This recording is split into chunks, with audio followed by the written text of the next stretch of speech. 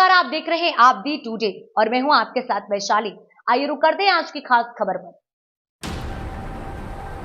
झांसी में आज खुशीपुरा में वीरांगना झलकारीबाई भारत कोरी समाज संगठन के तत्वाधान में समाज सुधारक प्रखर आर्य सिमाजी और पूर्व विधायक बाबू अयोध्या प्रसाद की 48वीं पुण्यतिथि पर स्मृति दिवस समारोह नई दिल्ली के बीड़ी व्यवसायी सेठ मथुरा प्रसाद के मुख्य आतिथ्य एवं सीमैप के वैज्ञानिक डॉक्टर आलोक कृष्णा की अध्यक्षता में मनाया गया।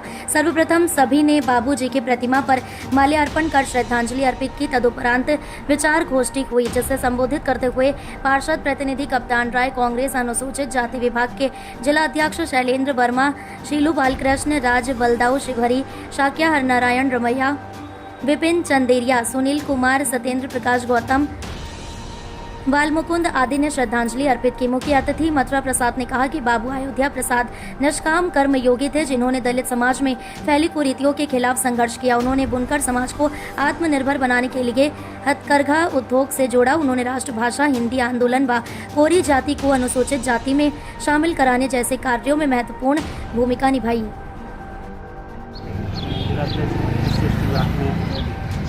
आज बाबूजी के चरणों में सर्वप्रथम नमन करते हैं। आज हमारे बड़े भाई आलोक जी, रमीचंद आर्य जी, पार्षद जी, सभी लोगों के सहयोग से आज हम लोग यहाँ पर आए और बाबूजी के चरणों में नमन किया और माल्यार्पण पुष्पांजलि की। बाबूजी के सहयोग से यहाँ पर बहुत कुछ चीज़ें भी हुई, स्कूल खुले, हथकरघा भी शायद हो जाता है, बहुत सी चीज़ें लगी।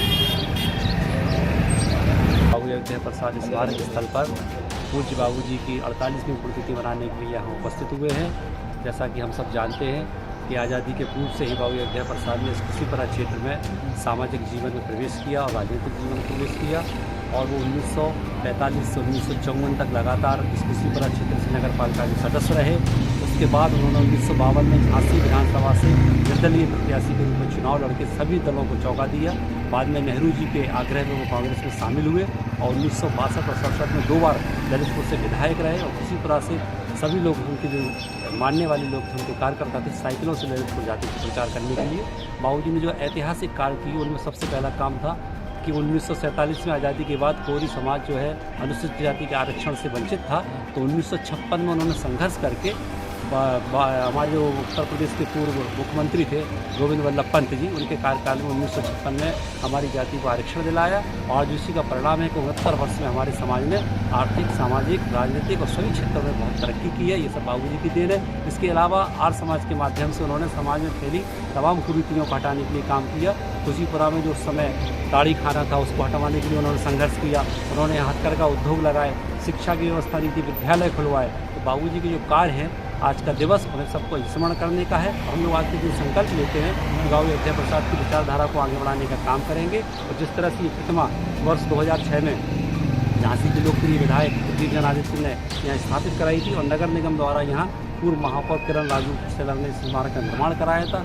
पूर्व पार्षद हमारे बड़े भाई सुरेश चंद्र गोपी के प्रयास से निर्माण हुआ था।